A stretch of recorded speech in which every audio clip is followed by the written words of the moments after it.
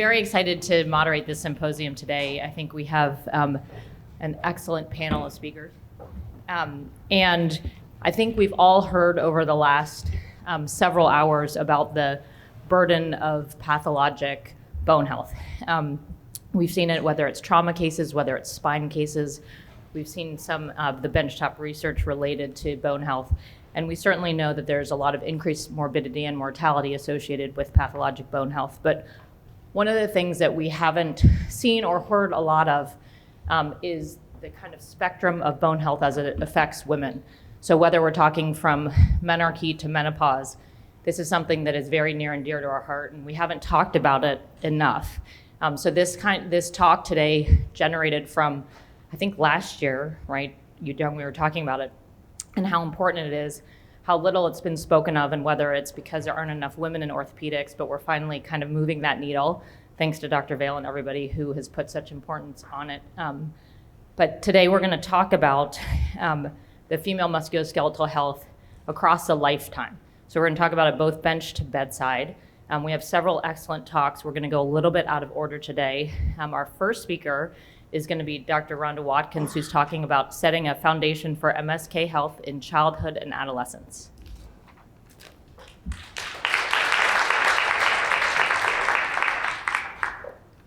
Thank you for that introduction. Can you guys hear me well? Thank you for sticking around for our symposium. We're excited to share our work and research on female musculoskeletal health. So I have the honor and privilege of starting us off with a focus on the pediatric timeline, so focusing on children and adolescents and what does MSK health look like for them. I am a pediatrician that sees kids with musculoskeletal and sports medicine complaints. So this is something I see every day and I'm really passionate about. And I hope I can convey some of that passion to you by the end of my presentation. So the topic for me today is really setting a foundation for good MSK health in children and adolescents, particularly talking about girls. I have no relevant disclosures. And just an overview of what we'll discuss today. So I'll start off first by delineating the current physical activity guidelines for youth and the benefits on the MSK system. And then we'll talk about some high-risk injury areas, particularly MSK injuries and conditions in girls in particular.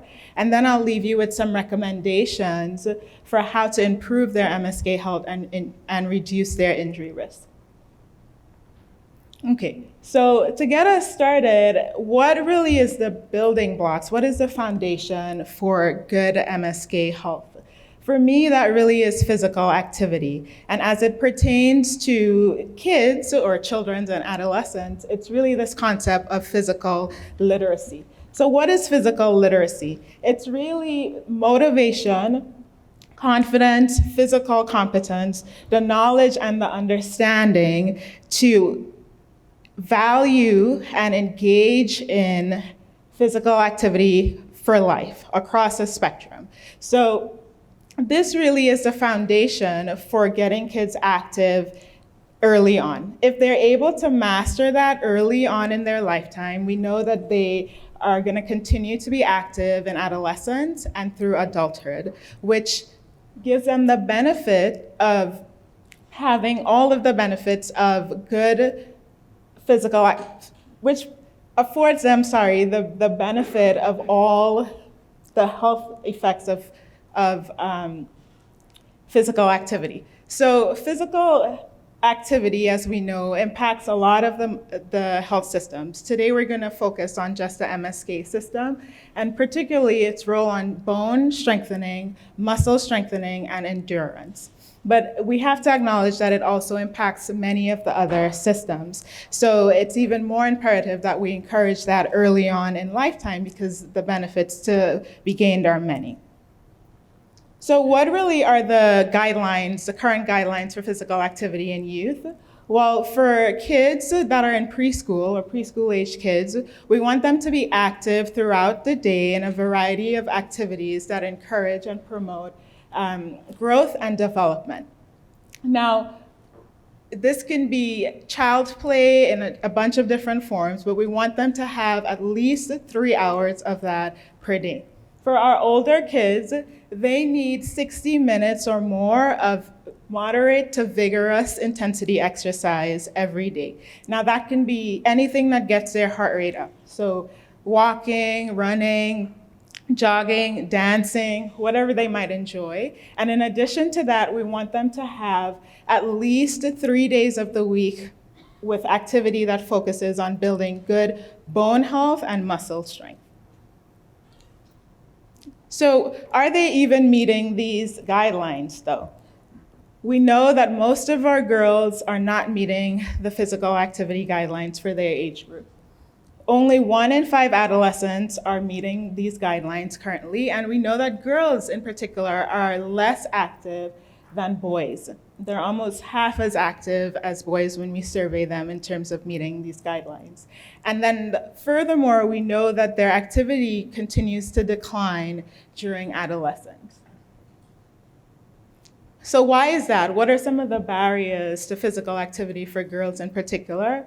So these are suggestions from a systematic review of girls and papers on physical activity barriers for girls in particular. So as you can see, a lot of it focuses on access to safe areas to play, so safety. Some girls don't have access, for example, to a locker room with privacy so they can change. All of these might perturb them or deter them from being active. They also comment on lack of support, so they want to be encouraged to be active, which gets back to this concept of physical literacy. A lot of them mention gender stereotypes, so some still believe that their role is to be in the home, helping with siblings and chores, rather than being active in sports and PE. And then I want to highlight here the biological changes that occur during puberty and how they might impact or deter someone, or girls, from being active as they get older. So when we look at puberty, girls go through different changes than boys as they grow. First off, during puberty, they gain a lot of weight around the hips. So that's in contrast to guys or boys that gain width at the shoulders. And that increases, or it has impact on their biomechanical function. And that can put them at risk for things like ACL injuries. In addition to this hip width gain, they gain more body fat mass, as opposed to lean muscle mass like boys. So you might imagine the role that might play on body image and willingness or lack of willingness to engage in physical activity. It might feel uncomfortable, particularly if you have heavy breasts. You might feel embarrassed because you might not be able to move the same way as your peers. And that puts them really at risk for things like disordered eating, overtraining, and relative energy deficiency in sport, which we'll talk more about coming up. Girls also tend to have more ligamentous laxity and joint laxity compared to boys. And this increases their risk for things like ankle sprains and even joint instability events. So let's change gears to the other spectrum of activity, the kids that are actually meeting the guideline and are maybe overactive, we'll say. And that brings me to this concept of sports specialization. So sports specialization is intense focus on one sport year-round at the exclusion of other sports. When we look at the data on this, we find that girls are more likely to specialize in sports than boys. And that's important for their injury risk because we know that sports specialization is an independent risk factor for injury in our youth athletes. So if girls are more likely to specialize, they're going to be at higher risk for injuries compared to males. So let's look at some of those injuries. So bone stress injuries is injuries of overload, usually to the lower extremity. We see it in impact athletes or dancers. And it usually is from an imbalance of the body's ability to repair the stress that it undertakes during activity. We see it more commonly in females than males, and we know that there are a number of different risk factors that put or young girls at risk for stress injuries. Some of the things are extrinsic factors, like how hard they train, on what surface. There are also intrinsic things, like their lower extremity alignment, muscle strength. But I want to highlight particularly the medical and psychological risk factors because we see them occurring more commonly in girls. And those are things like poor nutrition, disordered eating, menstrual dysfunction, and the impact that might have on bone mineral density. So that brings me to this concept of relative energy deficiency in sport. So how many people have heard of this term? Okay, so around half. So relative energy deficiency in sport, or RED-S, is a syndrome of poor health and declining athletic performance that really impacts multiple physiologic systems in the body, and occurs because of underfueling. So the idea is that you as an athlete are exerting more than you're taking in food to fuel your body. And it is an expanded concept that includes the female athlete triad, which I'm sure most of you have heard of. We expanded it in 2014 to include all the other systems that it might impact. So it's not just bone health or menstrual dysfunction and disordered eating, but we know it can impact the metabolic, endocrine, cardiovascular systems as well. And we wanted to acknowledge the fact that it could occur in males as well. But we still see it occurring more frequently in females. So ACL injuries is another injury that we see disproportionately affecting female athletes. And that's particularly non-contact ACL injuries. So girls are 2 to 6 times more likely to have a non-contact ACL injury compared to boys, particularly after puberty. And they also have a higher risk of obtaining contralateral ACL injuries as well. And we think this is because of a number of factors, a lot of anatomic things that you are probably more familiar with than I am. But I want to highlight the neuromuscular things. So neuromuscular dysfunction becomes pretty pronounced in the puberty timeline or age group for girls. So that's poor core strength or control, weak glute muscles, and then this dominance of the quad compared to the hamstring. And that sets you up for poor biomechanics that could increase your risk for something like an ACL injury.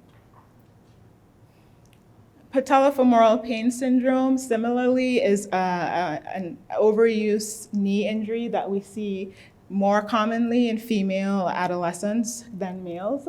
And similar risk factors for ACL non-contact injuries are at play here. So some of the structural things like patella alta, trochlear dysphagia, but also lower extremity malalignment issues. And then again, we see this idea of poor neuromuscular control. So what do we do with all this information? We know that physical literacy is important for fostering physical activity throughout childhood into adolescence and adulthood. So we want you to encourage our kids to be physically active early on. That's how they gain that physical literacy and they accrue all the benefits of physical activity on the MSK system. When they become active, you should be screening them for risk factors for disordered eating, abnormal menstrual cycle, things that might lead them to have low bone mineral density, and we know how consequential that can be for their MSK health into adulthood.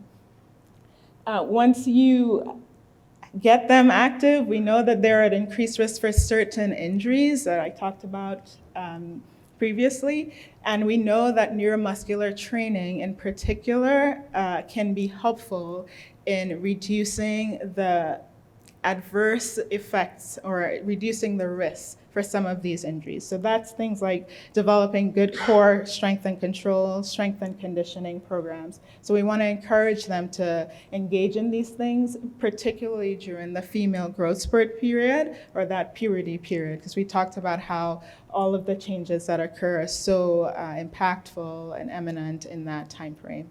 So with that, I'm going to pass you on to continue the journey through MSK health in females.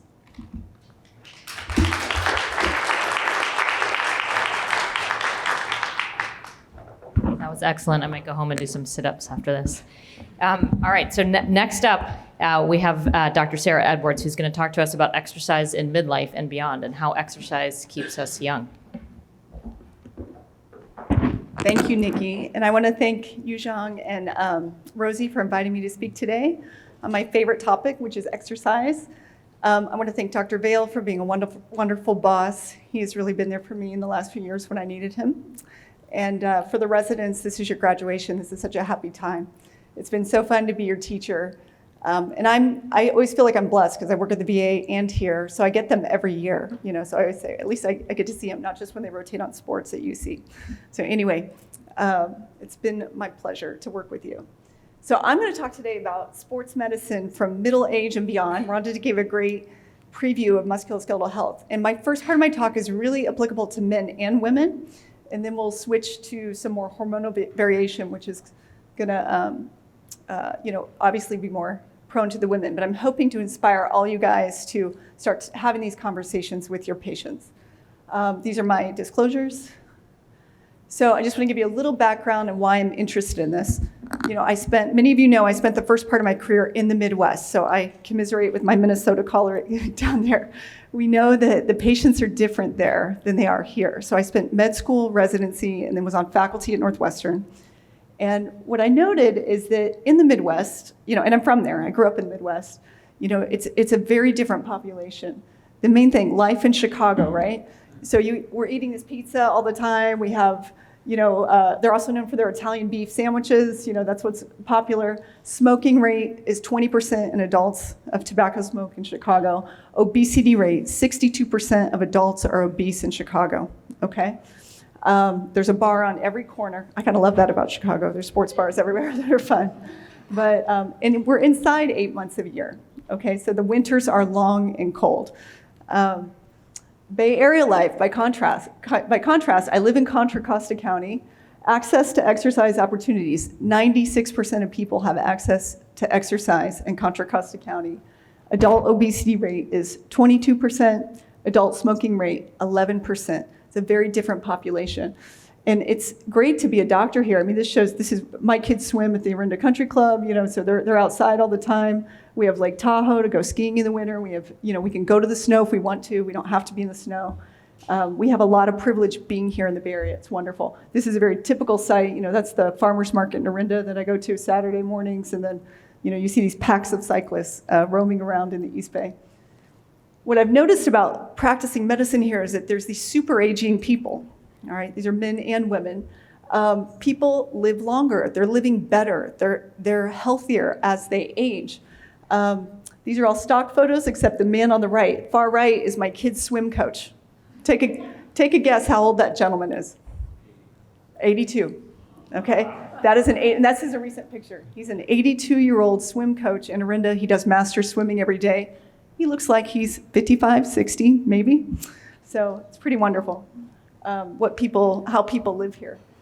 So there are things that we can control. There's genetics that we can't control, but what can we control in our environment to age well? So there's food, obviously what we put in our bodies. We have access to great vegetables and fruit here in the Bay Area that are grown locally. People are conscious about their diet here. When I was on faculty at Northwestern, we had a visiting student from UCLA who would constantly ask to order a salad every day, and he was like shamed. This poor kid, he was in great shape. He was a UCLA med student, and I remember the co-residents making fun of him. He won't eat the pizza. What's wrong with him? Well, he was smart, right? So he knew what he was doing. We have calcium and vitamin D intake, right? We have an excellent source of vitamin D in the sun, unless you're out at the VA. We don't have so much sun, but when I go home to Orinda, I do. We can control how much alcohol we consume. Unfortunately, the 1 glass of wine a day, 1 or 2 drinks a day, it's not really healthy, right? We know that increases the risk of cancer and problems in people. Smoking, modifiable risk factor, drug use, stress levels, having connections and meaningful relationships with our families, with our colleagues, all these help us live longer, more meaningful lives. And then more on a science perspective, I'm going to talk about hormonal supplementation as we get older. So super aging. So humans, we are evolutionarily adapted to be very physically active throughout our lives. And it's important for us to maintain that.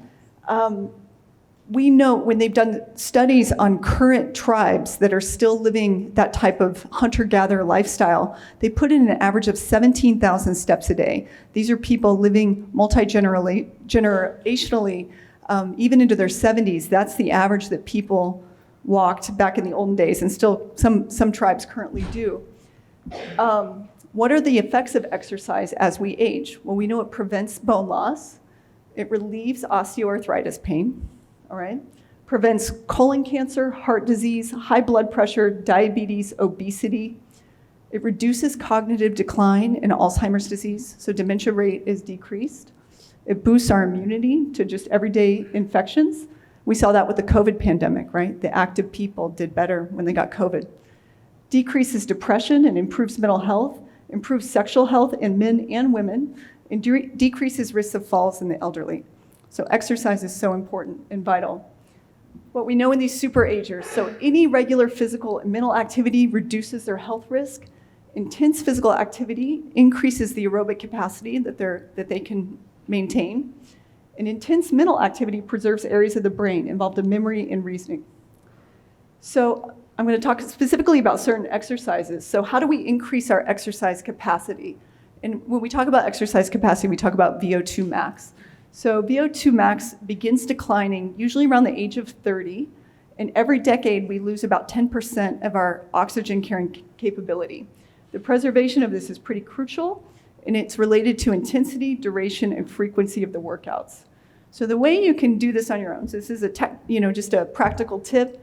To calculate your own max heart rate, you subtract your age from 220, and then in the goal, you start workouts. You want to start about 50% of your maximum. Your goal is to get to 70% of your maximum for periods of 20 to 40 minutes, at least 5 days a week, okay? You want to try to exercise in blocks. They say 3 to 5 days a week. I think more is better. What they've noticed is that people in their 80s who've exercised at that intensity for 20 to 45 minutes a day have an aerobic capacity of people 30 years younger. Okay, so how do we reverse our aging? We need to exercise and get our aerobic capacity up. There's a nice online tool. This is out of Norway where they've collected this, the World Fitness Level. So you can Google that, World Fitness Level, and they will calculate your biologic age. It's kind of fun to do if you want to do that.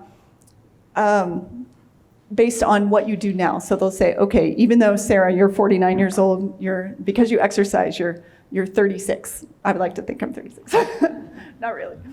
So exercise as a medicine is another way to think of it. So there has been some interest in the cardiovascular world and looking at what is the ideal therapeutic window. Like, can we do too much? Is it harmful? The answer is actually yes. It kind of surprised me when I started looking into this. So undertaking physical activity, and maintaining good physical fitness is the most effective habit for improving quality of life, but we can't do too much. What they've shown is that when you do a routine of regular exercise, it can increase your life expectancy of up to 6 years. So when you compare that, like in medical science, if you were to cure or prevent all cancer, the average life expectancy in the US would rise by only 3.5 years. So this is a very simple thing we can do that can change our longevity and outcome. If you were to eliminate all cardiovascular disease, life expectancy would only rise by about 7 years. So this is a very simple thing we should all be doing. I hope I'm inspiring you to all get personal trainers tonight. But there is this Goldilocks zone for exercise. So for all you ultra marathoners out there, my fellow is out there somewhere, I think. So he's one of them. There he is. So you listen to this. This is for you. My Matt, if you guys don't know, is a very avid ultra distance runner. So what they found is that middle-aged and older individuals engaging in excessive strenuous endurance exercise do appear to be an increased risk for adverse cardiovascular effects, including AFib, myocardial fibrosis, and coronary atherosclerosis. Low to moderate doses of physical activity reduce those long-term risks for total morbidity. So you can't do too much. The optimal dose, or this Goldilocks zone, is at least 150 minutes a week of moderate intensity aerobic exercise, or only 75 minutes of the intense exercise, all right?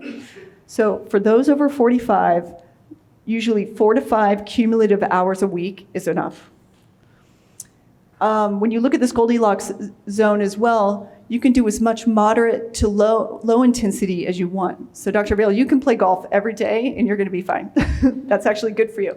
The more of the moderate to low intensity is actually fantastic. So there was no concern about upper threshold for safety when you were doing hiking, walking, the more moderate things. So again, this improvement in longevity plateaus. And this is interesting. Do you have to run 4 days a week? You don't. They found that people running more than 30 miles a week really attenuated the boost in life expectancy. So maybe Homer Simpson wasn't too off. And this shows the graph that really, this U-shaped curve shows this fall off of life expectancy once you're doing too much exercise over the age of 45. So anyway, the sweet spot, 3 to 5 times a week, for 25 to 45 minutes, moderate activity is enough. You don't have to be running marathons. It might be dangerous as you get older. So what about weight training? Weight training is very important. We talk about sarcopenia, or loss of our muscle. Muscle mass decreases 3 to 8% per decade after 30 years. The decline accelerates after the age of 60. So they recommend 2 days a week at least with moderate intensity weight training is ideal to prevent that sarcopenic muscle loss as we get older. And, we talk about elderly getting up and walking, but they have to have the strength and the balance to do so. So weight training programs or just resistance exercise is important. So what about menopause? What about women as they go through this? And again, I'm old enough, I remember the 90s, and this is just history for the residents, but there was a period in time, in the 80s and 90s, it was very popular to treat women with hormone replacement therapy. And most of us older doctors in the room remember that. Then there was a cutoff where this study came out showing an increased risk of stroke, breast cancer, coronary events, and it just went away. And it was in the media, it was very hyped. Oh my gosh, you're gonna die if you're on hormone replacement therapy. So unfortunately, that impacted our boomer population. So all these women that are now in the baby boomer age did not get hormone replacement therapy, which is gonna, cause problems.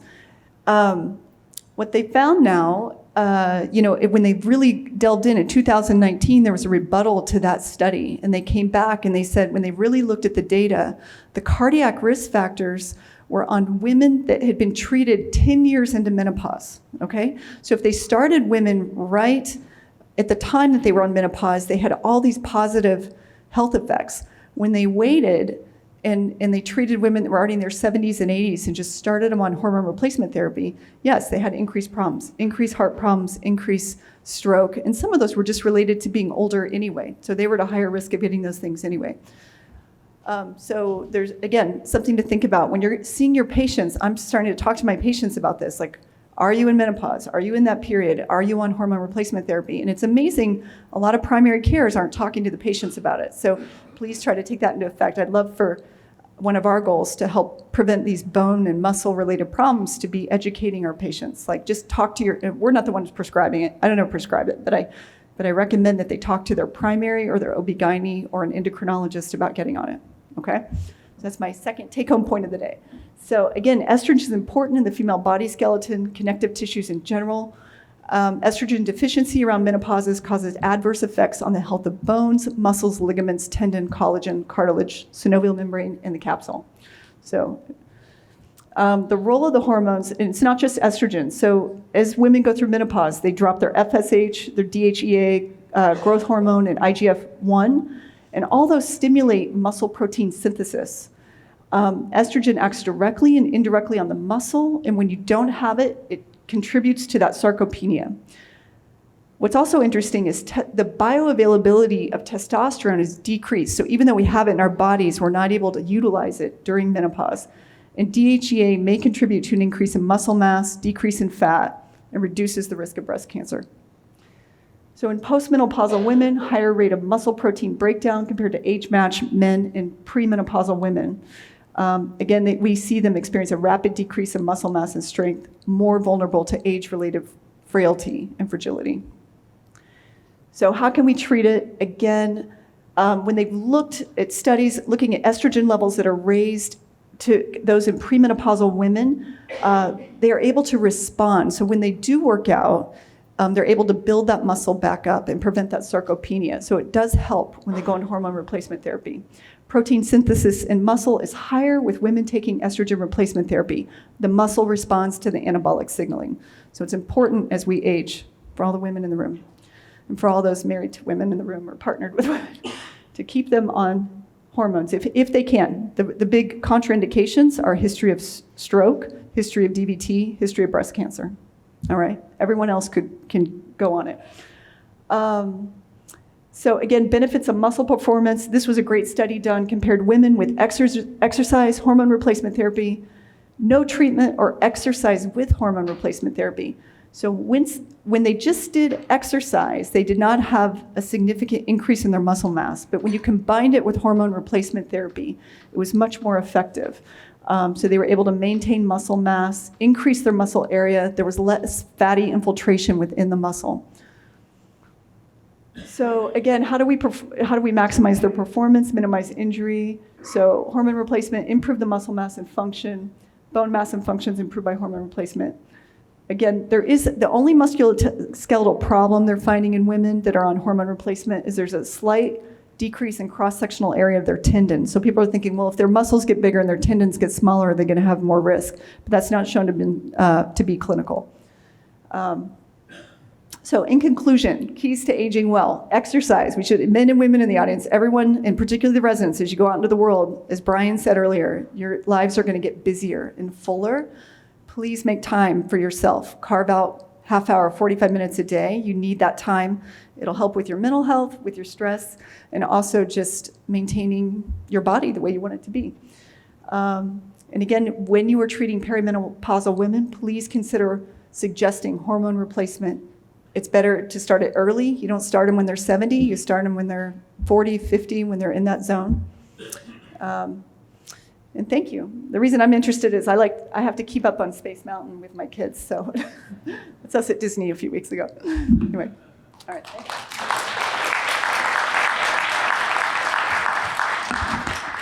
I'm only walking to the podium to get my steps. All right, so up next, we have Tamara Alliston, who's actually going to talk about sexual dysmorphism at the cellular level and its role in bone fragility and joint disease.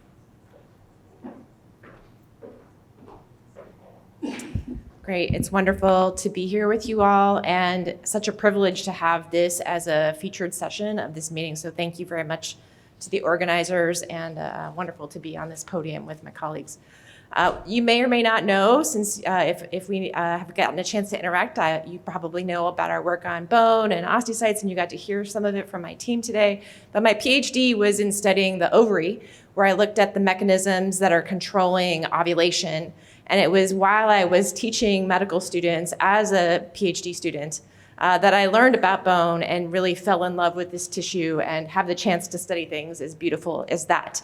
But part of what motivated me to pursue this was because I was so drawn to what I learned about this cliff of bone loss that happens when ovarian function declines in postmenopausal women. So even though this is something that my lab studies, we rarely have the opportunity to talk about it. So today I'm going to be telling you some of the data that I may have shared before, but with a very different lens, and thinking about how does sexual dimorphism play out at the level of cells and molecules, and then relate to the things that you're hearing about from my colleagues. So, and thankfully, you've already heard some introduction from others on my team. And one of the big questions that's motivated our studies and helped us focus is to think about what are the mechanisms controlling bone quality. We know that you lose bone mass with aging, but your bones become more fragile and more brittle. But we don't really understand a lot about the cellular mechanisms that keep bones strong.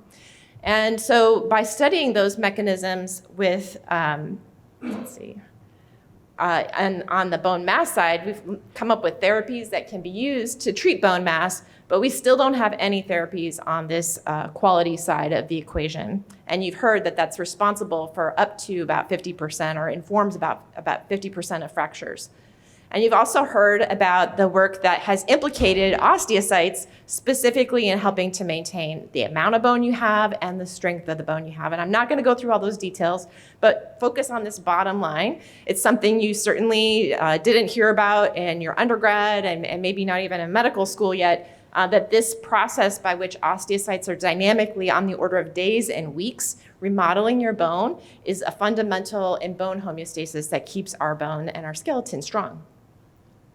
So this became really clear to us when we were using this genetically modified mouse model that's missing just the ability to signal through the TGF-beta signaling pathway only in osteocytes. And initially we were a little bit disappointed because we saw micro CT, there's no differences at all. These, they have a normal amount of bone. But then we did this breaking test. It was really sophisticated. But the key point is here, where you can see there was this dramatic loss in the strength of the bones. These bones were much more fragile. And so we knew we were really onto something, that this TGF-beta signaling pathway in osteocytes is an essential part of controlling bone quality. And it made us ask questions about, does this have something to do with the loss of bone quality and the fragility that happens in aging and in other disease conditions? So that slide was really exciting, and for a long time we knew we were on the right track, but I have to tell you that study was in male mice. And so later on we received a supplement because NIH changed the policy and asked that all researchers include sex as a biological variable in all studies. And so at the time they released additional funds so that we could go and do those kinds of experiments that maybe weren't funded in our original grant. So when we did this study, sorry about that. We saw that, again, the male mice had bone fragility when this signaling pathway was knocked out. But you can see that those females were completely normal. And this blew us away. Of course, we were very proud of ourselves. Female bones are tough. But we were left to wonder, what is the basis by which this mechanism is different in male and female bone? We went on to do a bunch of molecular studies, and that result that we observed in the bone mechanics just played out at every single level. So you can see here the genes that you heard about from Drs. Yi and Matsume that we know are important for osteocyte function. They're all down in males in all of those cases, and they're perfectly normal in the females.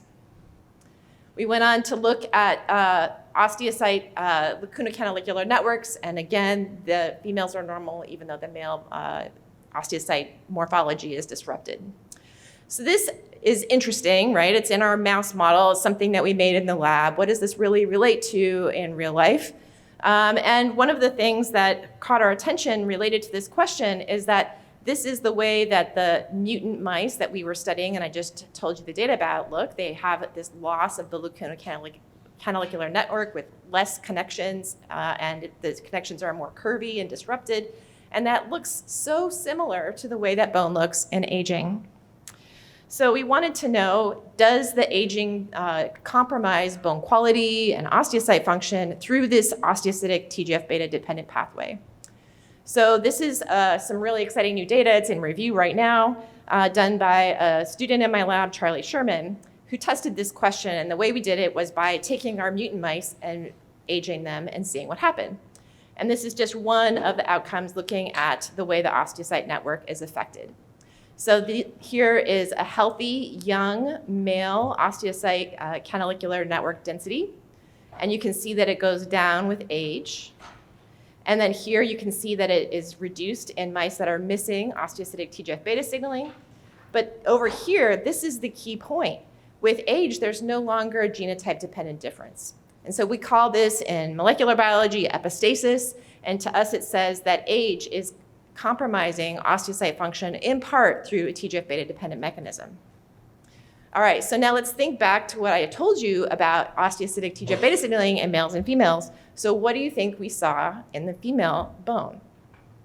This is the result. And unlike males, you can see that the females, they do show an age-related decline, but there's no genotype-dependent difference.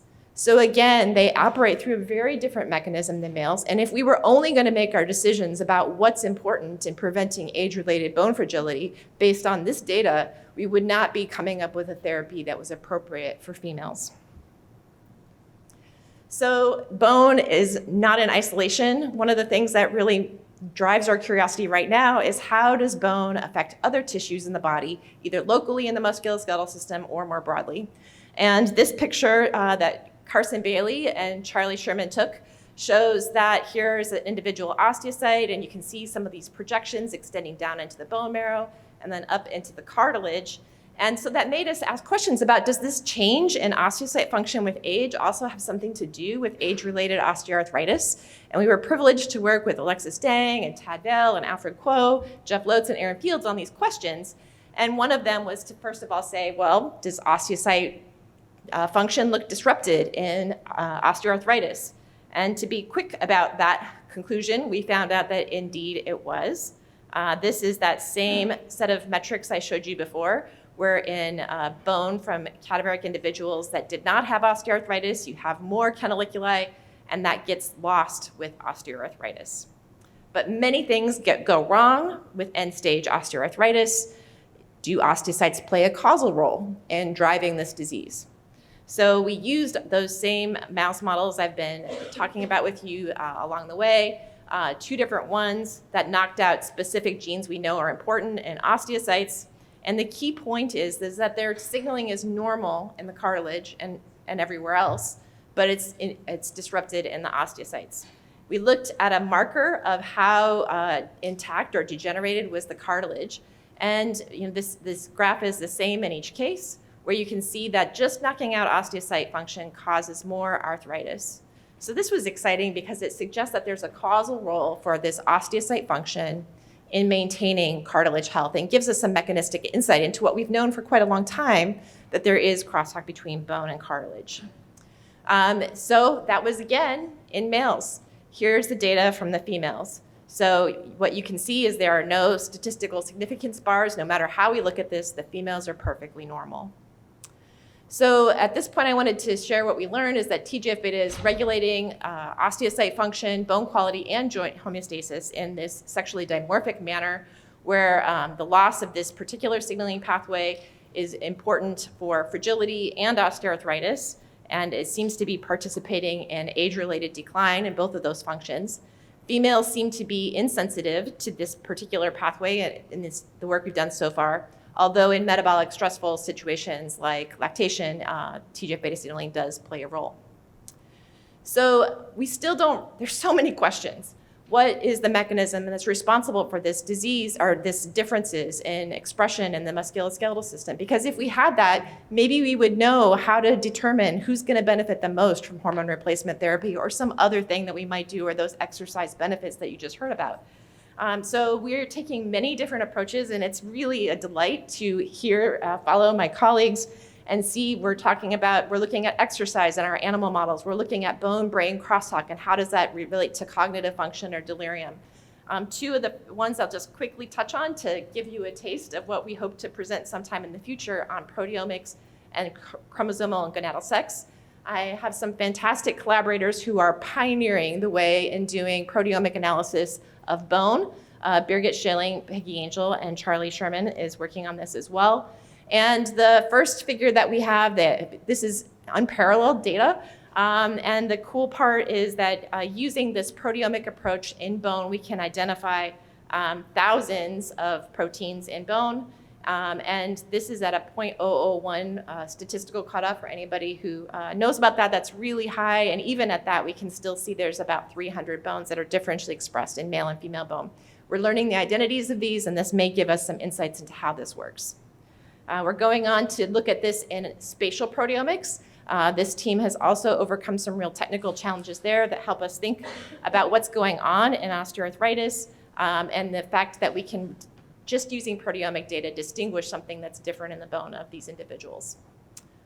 And the last of the methods I wanted to touch on is by a student in my lab, Andres Betancourt-Torres, who came to my lab because he was interested in sexual dimorphism and the skeleton. And he said, I want to take this course offered by a faculty member at UCSF, Dina Dubal, because she's studying chromosomal sex and how it affects biology relative to gonadal sex. So of course, X and Y chromosomes impact whether you get gonads, testes, or ovaries, and together those have systemic effects. But actually, both of those things independently can cause disease. And so Dr. Dubal has a very pioneering method that I'm not going to get into the details of, but it's called the 4-core genotype model. So you can have 2 X's in testes or an XY and an ovary so that you can distinguish, does that arthritis or does that bone fragility result from differences in gonadal sex or chromosomal sex? So I'm excited to pursue this and let you know what we find out later. The take home I wanted to share from this presentation, aside from the science, is that policies change science and health. That funding from the NIH, that program, that decision that somebody made a difference in me being able to come here and share with you this data. And the other point, especially for the residents who are graduating, those day-to-day decisions you make on which things are you going to include in your experimental design. Do you have that conversation about HRT with that patient sitting in front of you today?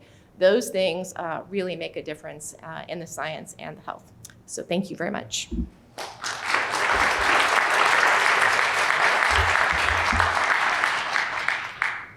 Well, thank you very much, Dr. Alston. It's outstanding to see the pioneering research that you and your colleagues are doing and how it's translating into our practice today. So last but not least, we're going to round this talk out and then we'll have some time for questions and discussion. But Dr. Sawyer will be talking to us about bone health across the lifespan.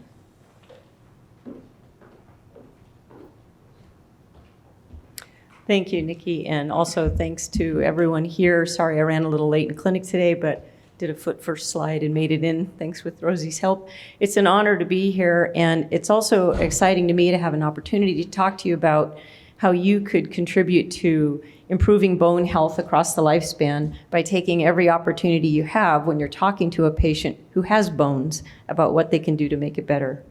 So we'll start with the first slide, which is disclosures, no conflicts here. Just wanted to point out some of the things that might be relevant just from an educational standpoint. And then also, I really think that what we need to be thinking about, not just in bone health, but across all the work we're doing, is a couple of points. One is how can we be more proactive and less reactive in healthcare? Not just medical care, but in healthcare. So how do we understand the influence on early development, formation, et cetera, and how can we optimize these things across a lifespan and understand injury and repair better from a model of what substrate are we working with in each individual? And how do we make it more personalized and less generalized? And what I mean by that is not just the age, but also the stage, especially when you're talking about developing children. There could be 12-year-olds who are in Little League and who are watching SpongeBob and 12-year-olds who are shaving. So I think of age and stage the same way at the aging end of the spectrum. So not just focusing on age, but stage. Also ethnicity and gender, and the way that many of these things intersect that we're not able to do prior to all the computational methodologies that we now have where we can do complex modeling and understand the synergistic or even the lack of cooperation between systems. So we can get to prevention, early detection, and precision intervention with people. So some people say, when is the right time to be talking about bone health? And what I'd like to point out here is it's not just in the geriatric, it's not just in the post or perimenopausal woman, but in the premenopausal and the prenatal woman and the human inside of this prenatal woman. We know we can affect bone health positively or negatively at all these stages. So I'm going to be talking to you about this model of thinking about bone health across the lifespan. And so the right time to intervene is now. It's whenever you see that patient at whatever age and stage they are, never too early and never too late to affect their bone health and to prevent fractures. So these are numbers you've heard over and over. 1 in 2 women over 50 will have a fracture. For men over 50, these types of osteoporotic cases are more prevalent than prostate cancer is for them. These are some numbers you might not know in the younger ages, but by 16 years of age, 40% of healthy, quote, healthy girls will have a fracture, and over 60% of, quote, healthy boys will have broken at least one bone. And the peak incidence for those fractures is really around that peripubertal years, and you'll see why. The incidence of childhood fractures, unfortunately, is still on the rise. There are some studies that looked at 3 decades. There are other studies now. This is pre-pandemic, so we don't know what the pandemic has done to the incidence of childhood fractures, but we're going to find out. But this is not just our country, but it's international. internationally as well. These numbers you've heard of, but I want you to know that if you think of this as every fracture carries with it morbidity and mortality, and some of the numbers are fairly influential when you're talking to your patients. If you talk to a patient about having an osteoporotic fracture, in each fracture, they'll lose some level of independence. They'll lose some level of function. So across that is the morbidity and ability side of it, but there's also a high mortality rate with these osteoporotic fractures. For instance, 1 in 4 women will die in the first year after a hip fracture. It's worse for men. 1 in 3 men will die in the first year after a hip fracture. That's all comers. These are osteoporotic fractures, and it's not been sorted out well. Why that is, we think part of it is we need to mobilize people faster. We need to actually prep them better, but we want to get them in within 24 hours to the OR, but we also have to address the comorbidities with a little deeper understanding. And we need tools to help us do this in a more algorithmically evidence-based way for clinical decision support. So another thing to think about is the increased risk of the next fracture. That's another problem with these fractures, is they infer increased risk. So when you're talking to your patients about why it's important, even if they had a fracture, that's an opportunity for you to say, well, what can we do now to prevent the next fracture? So 1 vertebral fracture of the osteoporotic type increases the risk for the next fracture 5-fold. But if you look at hip fractures, 1 hip fracture increases a risk for the next hip fracture 10-fold. These are dramatic numbers, but even the smaller bone fractures increase the risk for subsequent hip fractures. So this is a piece that a lot of people don't talk to their patients about, but it actually is motivating for patients. Nobody wants the 6 weeks or up to 6 months of disability, but they definitely don't like this number. So we have to figure out how to stop the cascade of fractures. These are things you know. We've got this unbelievably beautiful, dynamic, coupled process of formation and resorption. When formation outstrips resorption, we get an acquisition of bone mass, functional structure, and strength. But when the opposite happens, which happens to us basically from mid-30s onward, we're in a state of losing bone quantity, bone quality, and bone strength if we aren't actively pushing against it. And this is a beautiful electron micrograph by David Dempster, and he's done some beautiful work showing us the difference between healthy and unhealthy bones in a real visual way. And my patients really respond to this. But what you're looking at is changes in aging with bone that line up exactly with the same type of properties that are associated with fracture risk. And they're both trabecular and cortical, and they have to do with microarchitecture, not just density, but microarchitecture, geometry, and cellular properties, as Tamara Allison has been telling us about and really moving the field forward in. So it's important to think about this as not just a bone density problem. Bone density accounts for about 60% of whether we're going to fracture or not, but the other properties are really important. They're just harder to measure and harder for us clinically to quantify.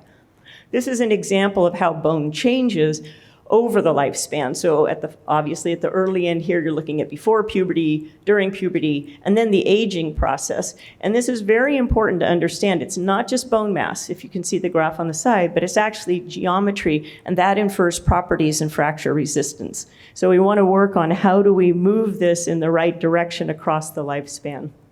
Also, when you look at this in young children, we want to understand what's happening to them, because they're gaining not just bone size, they're gaining mineral, they're gaining orientation of struts in the vertebral bodies, et cetera, that are really going to infer fracture protection, or they'll miss the opportunity for that. So this is just a really nice graphic way of looking at the changes in the spine and how the trabeculae change. The long bones don't just get longer, they also change in diameter, and they change in the thickness of the cortices, et cetera.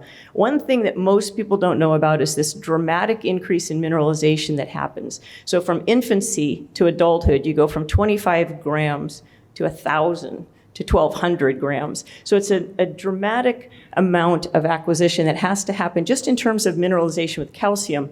So that takes you all the way back to the practical side of why do we need to be more attentive to children really early on in their dietary measures.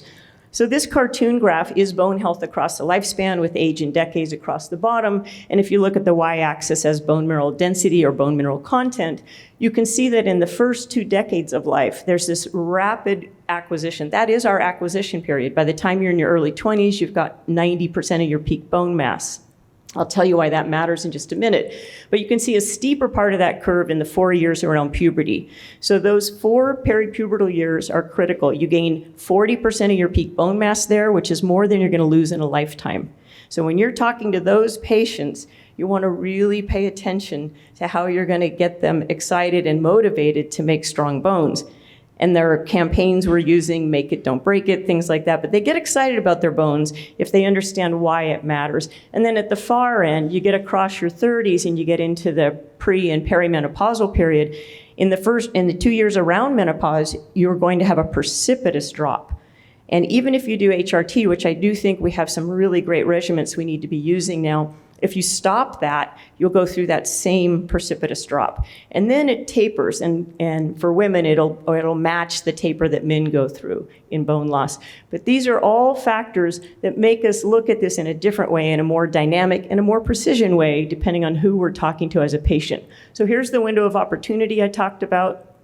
And then what we really want to think about too is after growth is complete, women ultimately lose 30 to 50% of their bone density. So it's like you had your highest paying job before you were 20, and you want to put as much in the bank as you can then, because you're going to need to live off of it. And then men lose 20 to 30% of their bone mass over time. So peak bone mass is really important. It actually, we think, is a huge determining factor of whether you're going to get osteoporosis or fractures later in life. And small changes in peak bone mass infer a significant change in the risk factors for osteoporosis. Some of this is genetically predisposed, maybe about 60% of it, but it gives us 40% to work with, much like cardiac disease. And so that's why I thought the other talks preceding were really phenomenal and greatly aligned with what control you can impart, how can you empower your patients. So I want to say also that children who have insufficient bone mass or bone acquisition really have double trouble. They will have more fractures in childhood, but they have less chance of achieving a genetically optimal peak bone mass. So that's something to think about, not just while they're with you in the fracture clinic, but what's going to be happening, what's their trajectory for reaching an adequate peak bone mass.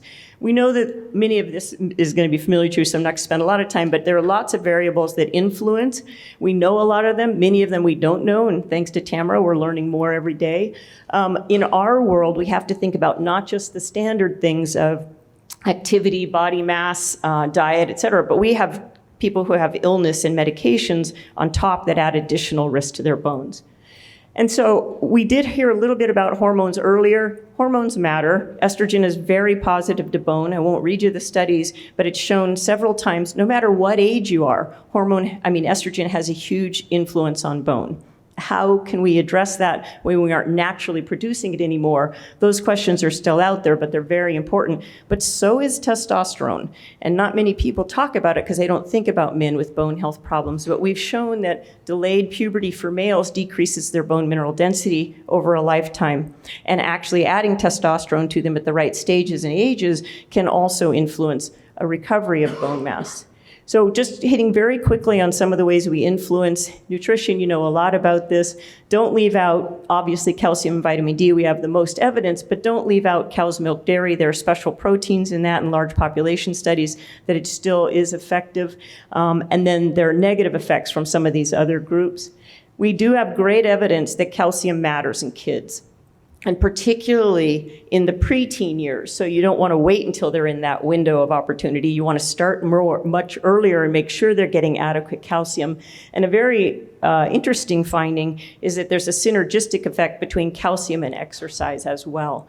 So vitamin D, you've heard a lot about this. If you just remember 25OH, that's the lab by which we titrate the vitamin D recommendations to.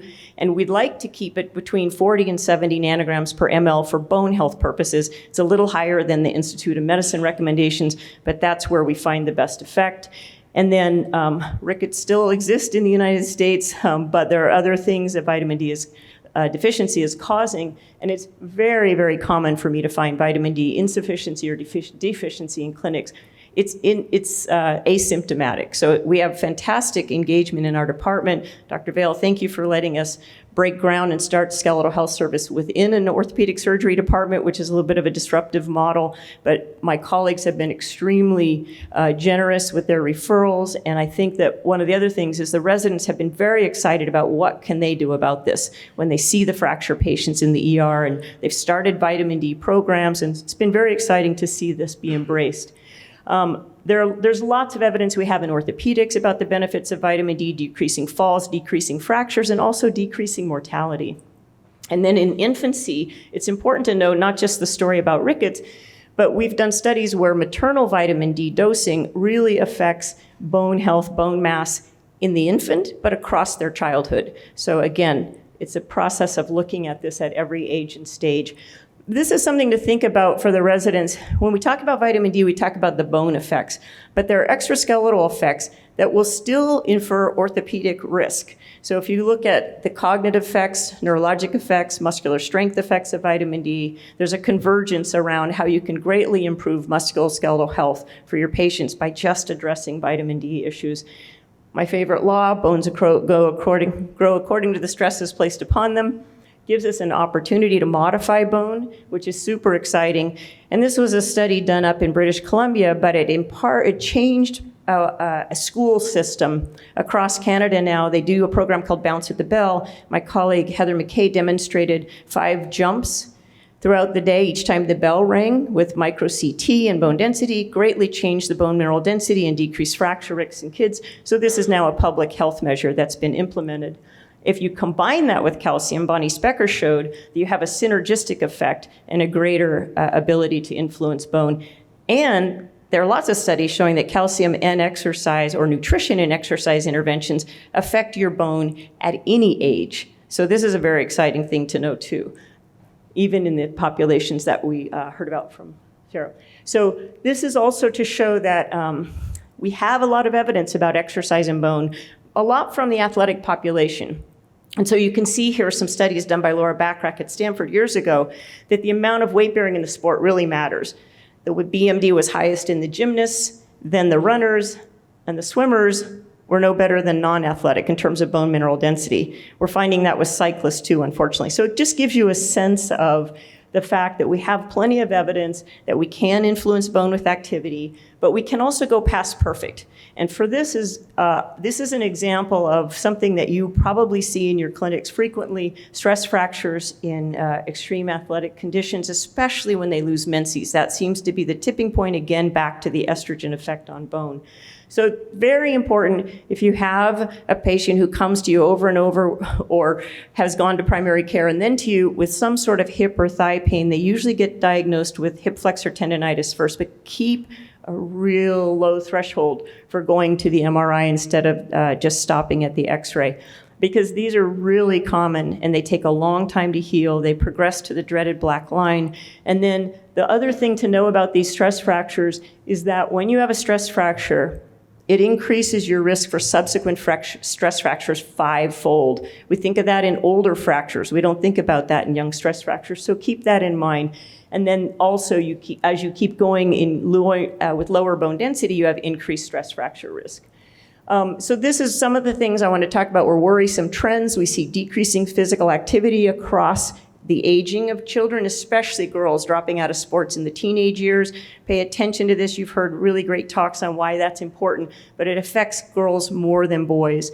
And I think we're going to see a lot of effects of sedentary or housebound behaviors from the pandemic. But this is one of the things that you can pay attention to in your clinic, using activity as a vital sign, using nutrition as a vital sign when you're doing intake and talking about bone health. And then we also see a huge drop-off in calcium, and over 50% of girls, especially in the teenage years, have inadequate calcium in their diets.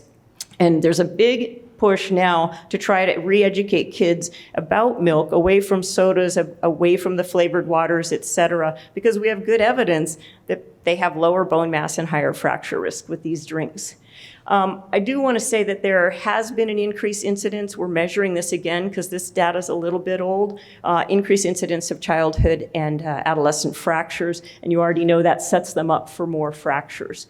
So there are certain factors that Alyssa Golding found out. She compared kids who fell and didn't fracture to kids who did. Ironically, obesity was one of the risk factors. We think of the thin elderly woman as more likely to fracture, but in this case, in childhood, obesity or being overweight is a problem. Those kids also had lower dairy intake, lower bone mass in measurement.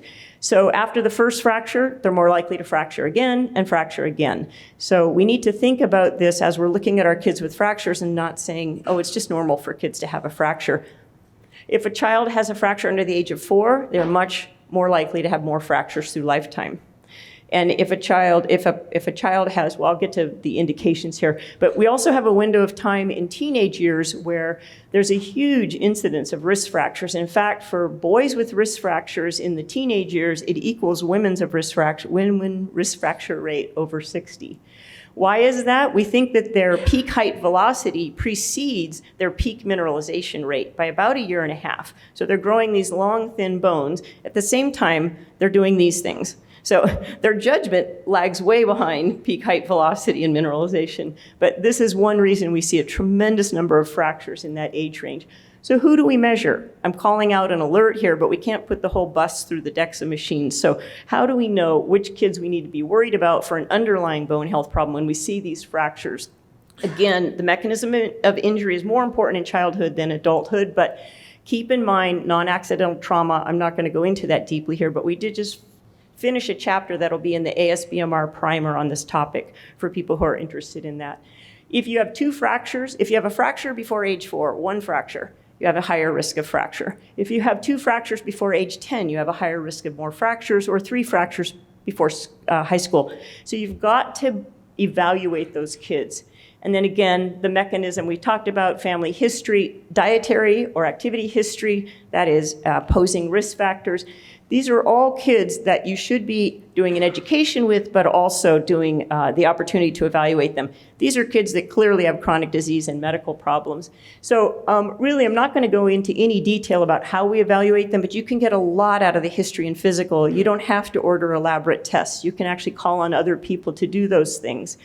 If you order a bone density in a child, please contact us. It's got to be done in a certain way with certain parameters, but it definitely can add very valuable information. We're developing new techniques because DEXA is a bottleneck, but we need that information. There's no other gauge for bone density clinically, so I'm working with Dr. Bervin on looking at new technologies so we could actually do these ourselves in our clinic. We eventually will have ultrasound bone mineral density that you will be doing yourself in fracture clinic, or you'll train someone to do that. And then also the non-pharmacologic treatment is incredibly valuable. Lay that down first. Don't worry about the bone meds. You can talk to other people about that. So very simple parameters across all ages. This is a really simple little recipe if you wanted to use that with anyone you're talking to educate or assess what their risks might be. And I just want to say that I think it's really important for us to take every opportunity. Every time we see a patient, regardless of the reason they're seeing us in an MSK situation, take the opportunity to educate them and prevent these things as the next thing, regardless of their age. We want to go after the make it, don't break it policy. I'm going to stop here because these are philosophical slides about where I think we should be going, and I just want to thank you very much for the opportunity.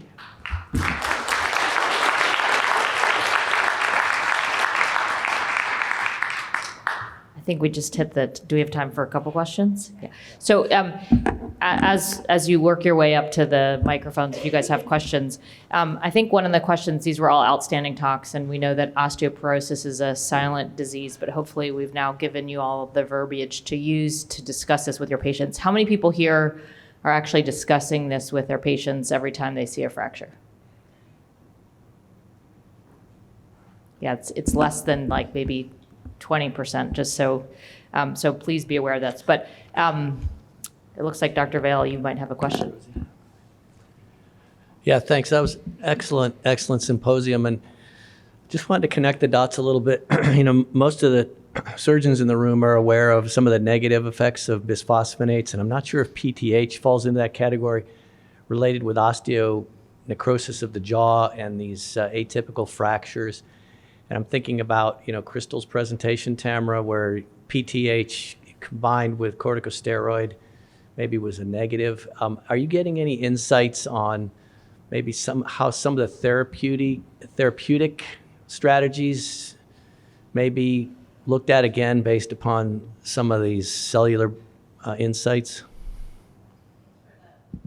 Thanks for the question. I think that there still is a lot of work to be done to understand exactly what are the cellular effects of those therapies on osteocytes in particular. And I think we'll need a precision medicine approach where we can understand who are the patients that are going to benefit from this therapy versus others who are not. We think about osteocyte function as having a sweet spot, and in some people it's a little too high or a little too low. So you want to move the osteocyte activity in the right direction, and we don't yet know what therapies will be able to do that. I think that the concern about bisphosphonates has resulted in public health problems, which maybe you would like to talk about. Well, I'd love to take a chance because there's a lot of misinformation, and there are the anti-resorbatives and the anabolics, and the anti-resorbatives got a really bad reputation. One of the new anabolics is associated with the same two scary but super rare side effects. Across the board, these medications decrease fracture risk by 50%, and they stop the loss of bone. The natural history is we're all going to keep losing bone year after year if we don't push against it with non-pharma and sometimes pharma. We also know now to only put people on these meds 4 to 5 years at a time and then take them off, but do annual measurement, because that's the only way we're going to know at a precision level, who's responding, who's tolerating, what do we do next. But the medications in general, I spend most of my clinic visit re-educating people. They are very, very effective. They have individual risk profiles, but the risk versus benefit for most people is on the side of benefit. And you do talk to each person so they feel like you're making a decision based on them, and you are. Metabolic bone labs, bone density study, and then their risk factors. I think it's for us, though, to help re-educate, too. These are very, very rare. We've gotten much better at looking at who's at risk, which patients. And we know that patients on high doses who have an infection or extraction or implant while they're on the medication, they're at higher risk. It's still rare, but they're at higher risk for osteonecrosis. So we require a dental clearance note. So we're putting steps in place to make it more tailored. But these are good meds. The anabolic agents, our spine surgeons and even our joint surgeons and our fracture repair surgeons, they're all understanding now how that can really enhance the outcome. Bisphosphonates do as well. Anabolics, great. Bisphosphonates help as well, much better than no medication at all when you're going to put hardware in bone for a person who has poor substrate. So I have a question that kind of calls back to earlier in the day, and it's for everyone, but also for Dr. Lane, coming back to one of your talks, and Dr. Watkins, Dr. Sawyer. So thinking about some of these Perthes patients that you were talking about and the long non-weight bearing protocol versus the early weight bearing, and sort of the weight of the long-term implications, and how do you guys in pediatric orthopedics weigh the period of non-weight bearing for certain things like Perthes or other entities, and are you talking about that with your patients, or what are you guys counseling patients on?